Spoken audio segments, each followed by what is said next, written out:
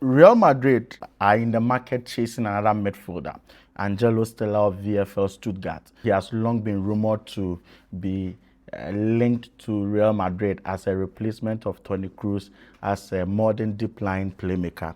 Liverpool and then the executives of Paris Saint-Germain met at a boardroom discussion over the signing of Bradley Barcola. They ended at a roadblock. However, we have full updates on that particular deal. Newcastle United is in the market searching for a new left back. What could that mean for Manchester United, who's chasing Newcastle's Lewis Hall? Today, in the Red Bull Arena, inside the city of Salzburg, Paris Saint-Germain will square off against Aston Villa. Now, what it means is that as we speak now, CAF President Patrice Motsepe, most of the football administrators are going to gather in Salzburg, in the heart of Europe. We already know UEFA's position against President Gianni Infantino. What we are going to look for is that before the match actually starts, there's going to be a lot of political conversations. I'll analyze all of these in my second video. This is going to be a part 1 and a part 2 conversation. So part 1 here, I'm going to deal with the match, the UEFA Super Cup game between Paris Saint-Germain and Aston Villa. Then in my part 2 game, we'll deal with the politics of FIFA. We'll go into Real Madrid's transfer. We are hearing good news for Barcelona fans as far as the Rodri conversation is concerned. We can confirm to you that Ferran Torres is on his way to Paris Saint-Germain as Barcelona received assurances from Paris Saint-Germain in their interest for Ferran Torres. They have also made bold assurances to Manchester City. It isn't enough for Manchester City at this point, but I think Deco has made significant progress as far as that negotiation is concerned. And once you finish watching this video, look out for the next video, and then you have all of those details in my next video. Don't forget, this is ASK Morgan Sports, and as we do over here on TikTok and on YouTube, we give you all the various analysis and perspectives to any trending issue in your world of sports. Now, in the city of Salzburg today, exactly 7 p.m., Paris Saint-Germain will square it off against Aston Villa. Now, there's a lot of issues surrounding this game, but Salzburg is the 4th largest city in Austria. Now, it has a lot of good things, but let me focus on the commercial part. Historically, because they are close to the Salzach River, they've been involved in commercial salt production, and so cashed out on the production of salt for a very, very long time. Now, Aston Villa is also from the city of Birmingham. We understand that the Industrial Revolution that changed the economies of the world, most of the economies of the world, it started from places in Europe, especially Birmingham. So Birmingham became the industrial hub of England at a point in time, and they had exclusive linkage, exclusive relationship with Salzburg in trade and also in business. And so Aston Villa, coming from Birmingham to go back to an ancestral city that their forefathers have had mutual relationship with, presupposes a cordial welcome for Aston Villa in the city of Salzburg. It is going to be the first time Salzburg is going to host a major European final. In fact, the Salzburg Stadium in particular. In 2008, when Austria hosted the UEFA Euros tournament, they hosted about 3 group stage matches in Salzburg and in this particular stadium. However, they've never hosted an UEFA Champions League final. They've never hosted an Europa League final, not even a Conference League final, and certainly not the UEFA Super Cup final. It is one of a kind night today in Salzburg and for every football fan in Salzburg. The reason is that the stadium is merely 30,000 capacity, and UEFA Champions League final, the standard is somewhere 80,000, 60,000 before you are able to host, and all of that. And so because of their capacity, they have never stood a chance in hosting any major final as far as UEFA is concerned. Now, this is how both teams got into the final as they are now. Now, Paris Saint-Germain started their knockout phase of the UEFA Champions League with Monaco in a local France derby where they came out 5-4 eliminating AS Monaco. Then they beat Chelsea 8-2 on aggregates to eliminate Chelsea in the round of 16. Then in quarter-final, they beat Liverpool 4-0 on aggregates. Then in the semi-final, that was the thriller of last season's UEFA Champions League, where they were able to beat Bayern Munich 6-5 on aggregates. Now, in the final, it was a 1-1 draw against Arsenal, and they won on penalties when Gabriel blasted that ball over the bar. Now, on Aston Villa side, they beat Lille 3-0 on aggregates, beat Bologna 7-1 on aggregates, beat Nottingham Forest 4-1 in a dramatic comeback. Then they beat Freiburg 3-0 in the final to win the UEFA Europa League. Now, Aston Villa, before winning this Europa League, had gone 30 years drought without a trophy, and so it was a moment of glory for them to have won this particular trophy. Yeah. So the last time they won the Super Cup, or they played in this particular Super Cup, was against Barcelona. Yes, when they beat Barcelona 1-0. Barcelona beat them 1-0 in Camp Nou, and then they returned the favor in Villa Park by scoring Barcelona 3-0 in 1982. Now, Paris Saint-Germain has had quite an experience in the UEFA Super Cup. We remember last year they were able to play a 2-2 draw. They were able to play a 2-2 draw against Tottenham Hotspur. And then they went ahead to win on penalties, yes, against Tottenham Hotspur in that regard. That was the first time they were playing in the UEFA Super Cup after beating Inter Milan 5-0 in the UEFA Champions League final. Now, the referee, Omar Atam, is going to be the first African referee to have been honored to officiate such a game. We hope he is able to handle the game so much well. We are all rooting for him. We support him so much. The great injustice the United States and FIFA did to him, we pray UEFA, this opportunity UEFA has given him, reinstates his dignity here, yes, and then the respect we all have for him as a FIFA referee. Although on the scoreboard, the match is going to be between Paris Saint-Germain and Aston Villa. Indeed, the match proper is going to be played between Luis Enrique and then Unai Emery, two elite coaches from Spain. One who believes in the jeu de possession, which is the interpositional play, and then a pragmatic philosopher in Unai Emery. How is this game going to fare? Now, these coaches have squared off 12 times, and as we speak now, Luis Enrique has managed to beat Unai Emery 8 times, one happening to be a draw, and then Unai Emery has also gotten the better of him 3 times. Now, they have an exclusive, unique matchup relationship, because when they started, Unai Emery was not doing bad, because by the time they had played 5 matches, Unai Emery had beaten Luis Enrique 2 times. They've only drawn 1-1, and then Luis Enrique had also lost 2 times. You understand? Unai Emery had beaten him 2. Luis Enrique had also beaten Unai Emery 2, and then 1 happened to be a draw. It was beyond that Luis Enrique had repeated wins against Unai Emery. We will explore that, and we will show you how all of that happened. When it comes to the experience in this particular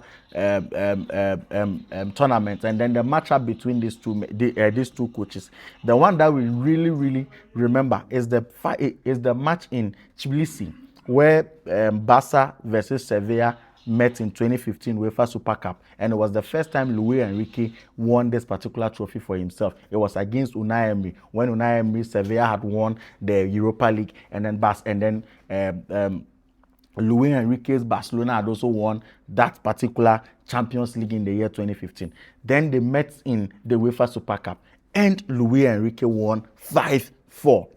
Now, we still remember that when in the 2016-2017 UEFA Champions League, when Barcelona went to Parc des Princes, and then they lost 4-0 to Paris Saint-Germain. We remember that famous remontada that took place in the Camp Nou when Paris Saint-Germain came to Barcelona and then Barcelona had to thrash them 6-1 in that dramatic comeback, which is arguably the greatest comeback in the history of the UEFA Champions League. Now, it was also between these two coaches because by then Unai Emery was the one at the helm of affairs in Paris Saint-Germain, and of course, Luis Enrique was the manager for Football Club Barcelona. Now, Luis Enrique has played in the UEFA Super Cup. Like I told you, he's played 4 times. He's played. This is going to be his 3rd time playing in this match. And like I said, when he played in 2015, against what's the name? Against against Unai Emery's Sevilla, he won 5-4. Now against Tottenham Hotspur last season, it was a 2-2 draw, and then Paris Saint-Germain won 4-3 on penalty shootout. Now, Unai Emery, on the other hand, has had a very terrible experience. In this particular tournament. He has played. This is going to be his 5th appearance as far as this particular tournament is concerned, and he has lost every single one. We hope that today he will be able to win. In 2014, he lost to Madrid with Sevilla in a 2-0 defeat. Yes, in a 2-0 defeat. In 2015, Barcelona, like I already mentioned to you, Luis Enrique's Barcelona beat him. In 2018, he lost 4-2 after extra time against Atletico de Madrid. Now, in 2021, they lost 6-5 to Chelsea on penalties. You understand? And so it is very, very sad. It is very, very sad between for Unai Emery. Last season, when Paris Saint-Germain were on their way to win their first UEFA Champions League, they had an encounter with Aston Villa, and in the first leg, Paris Saint-Germain beat Aston Villa 3-1. In the second leg in Villa Park, Aston Villa managed to also beat Paris Saint-Germain 3-2, but it wasn't enough to guarantee them a spot in the next round. And so, even though they had won, but it wasn't necessarily a comeback in that regard. Now, let us get onto the pitch. I think that Paris Saint-Germain is going to play with a significant squad as compared to Aston Villa, because now Paris Saint-Germain has introduced Magnus Aklioch into the squad from AS Monaco. Now we know that Desiree Doué and others have reported to camp. We are also aware that Ibrahim Baye, Fisher Varaskea has been available the whole time. We also know that Vitinha, João Neves are all available, except Fabien Ruiz, who is unavailable for this particular match. Marquinhos is available. William Pacho is very, very available. Achraf Hakimi has been available. Nuno Mendes has been available. And then Safonov is also available for them. I think that they have a much more complete squad to face this particular game than Unai Emery's Aston Villa, who has seen the exit of Lucas Digne to Paris Saint-Germain, the opposite side, who has seen Yuri Tielemans join Manchester United, who has seen Morgan Rogers join Chelsea. And so the squad has changed significantly. We also know that Emiliano Martinez is not with the squad as we speak. And so a certain Marco Bizot of Netherlands is going to be at the helm of affairs for Unai Emery's men today. Now, they've brought in players like João Gomez from Wolves, who would be replacing Yuri Tielemans at the heart of midfield, but I still think he's adapting to the game and he may not take it easy. Alejandro Garnacho has also joined the squad and is likely to take up the left wing, which initially belonged to a certain Morgan Rogers. Let's see how he's going to fare. Now, on the two squads, now the predicted 11 of both teams, okay, when you come to PSG, the value of the players hover around 800 million euros. When you go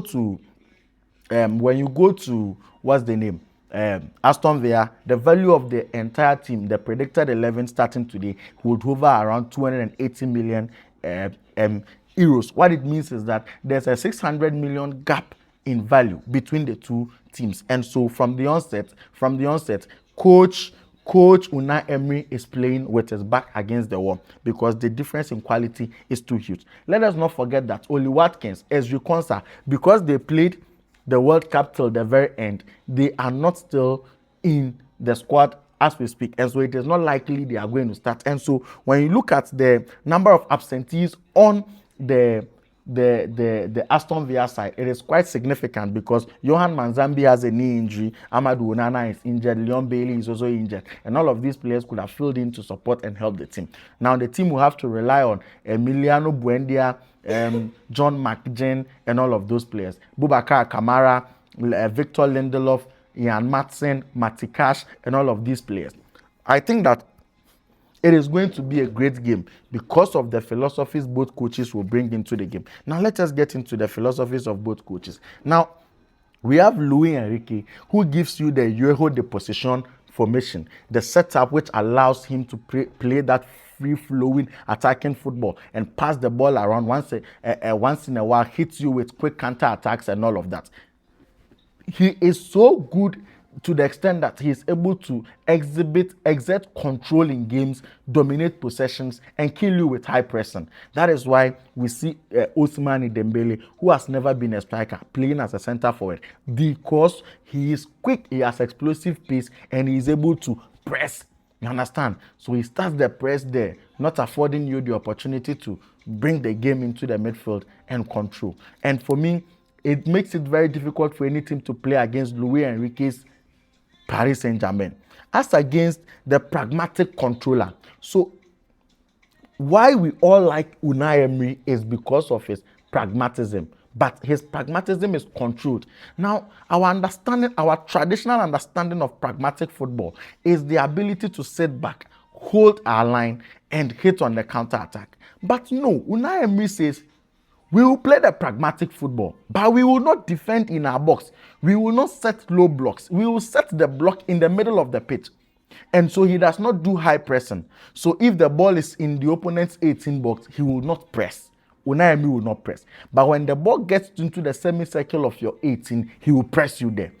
His defenders will not be very far off. His defenders will not be close to his 18 box. He will set a high line in the middle of the park.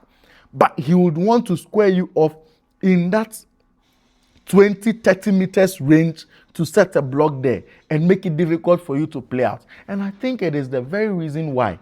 Luis Enrique has been able to beat Unai Emery 8 times.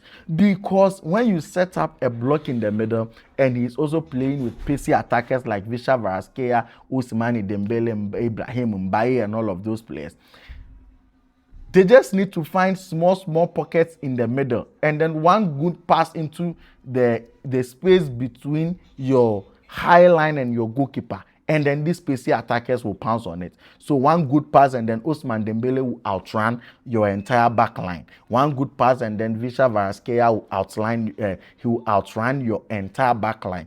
And so whilst it is a very good setup for Unai Emery that has helped him all this while, it is so dangerous to come up with such a tactics against Luis Enrique's Paris Saint-Germain. And for me, I am thinking that it will be also prudent that while he defends in the middle, he should also find a way to defend in his box as well, to also exert some resemblance of control.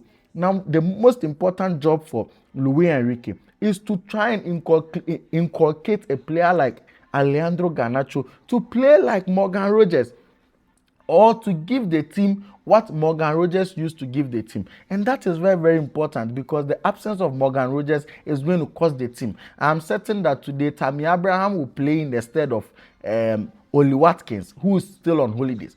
However, I am thinking that Tammy Abraham will present some aerial abilities with a 6.4 figure, as against William Pacho's 6.2 and then McQueen's 6.0. I think that if they are able to float the ball high up, high in the 18 a lot, they will be able to survive. Especially when the middle men of Paris Saint-Germain are predominantly below 6 feet, because we have Vitinha, who's 5.8. Then we have a certain João Neves, who's 5.9. And then if it is Warren Zaire, Sani Mayulu, whoever plays, I think that these guys are not too tall. And so if they float the ball very often, they may survive. But if the ball is on the ground, certainly Paris Saint-Germain is going to take absolute control of the game. I I think it is going to be an exciting game between the two teams because both Spanish coaches would want to exert some level of control and dominance in the game. Maybe Unai Emery would want to do so in a different manner we are not used to. But his job today is to control the game without the ball. Certainly, Paris Saint-Germain is going to have most of the ball, and so it wouldn't make any sense to attempt to control the game with the ball. What Aston Villa can do and do very well is to control the game without the ball, dictate the tempo when they do not have the ball, determine where on the pitch they decide to defend, and so Paris Saint-Germain may play the ball, but you would have to dictate where they play the ball to, and that would be very important if Unai Emery is able to deliver this. The history of the UEFA Super Cup is that most of the time the winner of the UEFA Champions League has won more times than the winner of the UEFA Europa League. My opinion is that the winner of the UEFA Europa Conference League should also have a role to play in this game. Maybe subsequently UEFA should consider that. But it looks like this game, everything is going in the way of Paris Saint-Germain. I think this game, there's going to be over 6.5 corners. I don't think there will be a lot of bookings because Omar Atem would want to control the game with a friendly vibe. I think he would want to handle the game with a friendly vibe, but there won't be a lot of bookings. But I think there will be a lot of corners in the game. There will be around 6.5 corners, like 7 corners, around 7 corners in this game. I also think that at the end of the day, both teams cannot keep a clean sheet in this game. Both teams to score in this game. I've looked at the matches PSG have played in this preseason, although they were playing with French players, but I think it is the same system and the deficiency is clear. I think that they are most likely going to concede, but eventually they are going to win the game. Paris Saint-Germain is going to win this year's UEFA Super Cup. When Luis Enrique wins this particular trophy, he would have been in line to win 16 trophies when he joined Paris Saint-Germain. And when he wins this, that will make him 13 over 16. 13 over 16, more than 80%. More than 80% in winning chances in winning trophies, and kudos to him. Even if he doesn't win this trophy, he has earned my respect. Currently, he's the best active coach right now. He's the best active coach right now. What he has done with Paris Saint-Germain is unbelievable. And tonight, we sit to watch free-flowing attacking football and enjoy the game from Salzburg. This has been an ASK Morgan production. Thank you so much for watching us. Look out for the second video where we will talk about the transfers and all of the important discussions. Please follow the channel, like our videos. You can follow us on TikTok, subscribe to the channel on YouTube, and go into our comment section and criticize our work. Talk about what we do here. Tell us what you don't like about our work here, and we will change them to satisfy you. Thank you so much.